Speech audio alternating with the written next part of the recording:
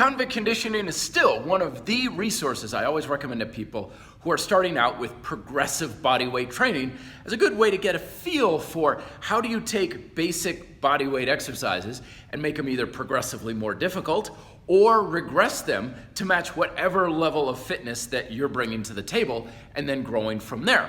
The way it does this, of course, is it takes 6 basic exercises and it has 10 steps of each exercise going from crazy easy to ridiculously insanely hard. While these 10 steps are great in and of themselves, they're not by any means the entire picture. Even Paul Waite himself says that the 10-step idea is just a basic framework, but you can take any of these steps and break them down even further into more additional steps and more steps after that. So it's kind of like a calisthenics fractal.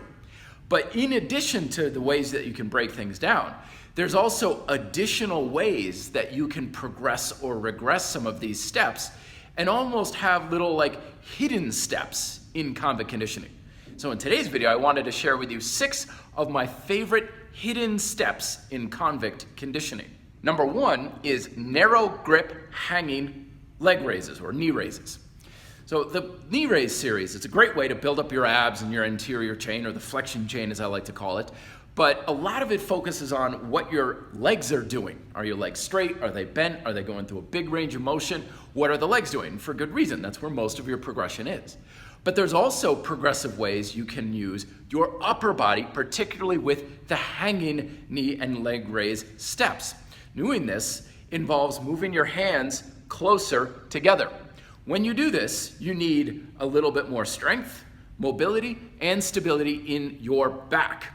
What that does, in turn, is further challenging your back and your upper body strength means that your abs also have to work a little bit harder to be in balance with those muscles. It's a very subtle thing, but it's enough to give you another thing that you can work with if some of the steps you're feeling like you're getting caught on, you're stuck on, you can't progress past the progression standards, or you just want something a little bit of a new way to challenge straight leg raises, bringing your hands progressively closer together. Number 2 are unilateral rows. Rows are part of the progression of pull-ups series. And this is a great exercise to get your back working harder, your arms working harder, but it's one step and then you move on to vertical variations like seated pull-ups. There's nothing wrong with that. However, there's plenty of ways you can take your pulling exercises to another level by experimenting with archer and unilateral rows, either on a bar, gymnastics ring, suspension trainer, and so on. All you're simply doing is you're taking the same rowing motion, maybe regressing a little bit with your body against gravity, and then having more weight on one arm. Doing this is a great way to teach your back how to squeeze in towards your spine, because if it's too wide and your elbows are way too wide, you're gonna have a lot of torque on your body. Instead, learning how to squeeze your back, basically feel like you're hugging your spine with your lats, teaches you how to get closer to your center line, improve stability in your shoulders and your back, while also improving the strength in your arms, shoulders, and back muscles because the muscles are working harder against more resistance.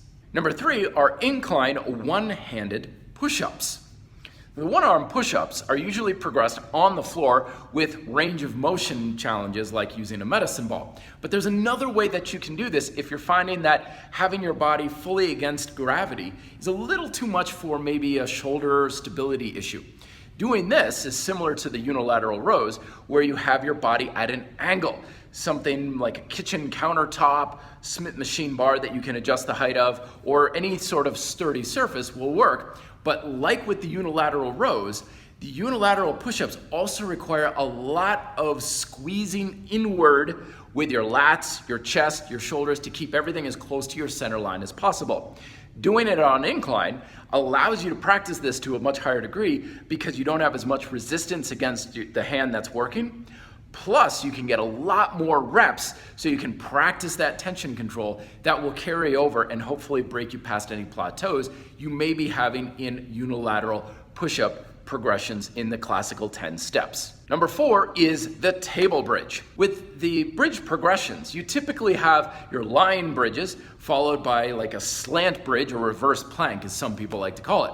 But that can be quite a big jump, especially when you're considering if you're having trouble turning on your glutes and your hamstrings. Instead, what I recommend is play around with something I call table bridges. Table bridges are where you basically come up and form like a table, where your arms are straight down and your knees are bent at a 90-degree angle. Table bridges have a few unique qualities to them though. One is they take your hips through a very large range of motion. Two, they also take your shoulders through a very large range of motion. So if you're having tension, tightness issues in the front of your shoulder, particularly with push-ups and dips, that's having a little bit of stress in the shoulder joint, this is an exercise that can definitely help you loosen up your shoulder to a very large degree. It's also a good way to learn how to get your back stable, because when you do this, if your back is rounding at the bottom and then you're extending upwards, you're gonna feel it more in your lower back. So instead, feel again, there's that squeezing of your lats at the very bottom to keep your back very stable, just as you would in the deadlift, and use your hips for all of the movement instead of the muscles in your lower back. They're still working, but they're working in an isometric fashion rather than a dynamic fashion. Number 5 is the narrow and progressive hand position for pistol squats. You can adjust the difficulty of free-form pistol squats with the position of your upper body. To do this, having your hands wider apart and straight out in front of you will give you more stability and make the exercise a little bit easier. Bringing your hands closer together will make it a lot more difficult and also make you more aware of any sort of twisting or torquing in your hip that you may need to address in order to keep getting stronger. From there, you can make pistols even harder by pulling your hands closer to your chest. If you can do a lot of pistol squats with your hands right across your chest, that's significantly more difficult and requires a lot more strength than the classic arms and everything reached out in front style of pistol squat. Number 6 is wall walking. Handstand series is done pretty much as it's not something that's moving a whole lot for the first few steps. And this is perfectly fine, but I found that I had a lot of value practicing a more dynamic crawling style of handstand work, which I call wall walking. And there's a couple ways you can do this. One is you can progressively walk yourself up into the handstand and then walking yourself back down. This does a number of things that you're not getting from the classic handstand series. It's teaching you how to have unilateral shoulder stability. So the second you pick up one hand, the other arm has to stabilize your whole body, except for the little bit on the wall. 2, it allows you to ease into having all of your weight onto your hands. So rather than trying to kick up into the handstand right off the bat, you can come back about halfway, hold for a moment or two, and then walk yourself back down. You can also do wall walking laterally, where instead of going up and back down, you go sideways. When you're doing this though, do make sure that you always finish well before reaching a point of muscular failure. You don't want to get up there, hold for like 30 seconds, and then realize I'm going to crash on my head because I don't have enough energy to walk myself back down. All right, so there you go, my hidden steps of convict conditioning. Let me know if you've discovered some for yourself down below and share them with the RDP community, as well as thoughts and questions and video requests down in the comments section as well. Till then, be fit, live free.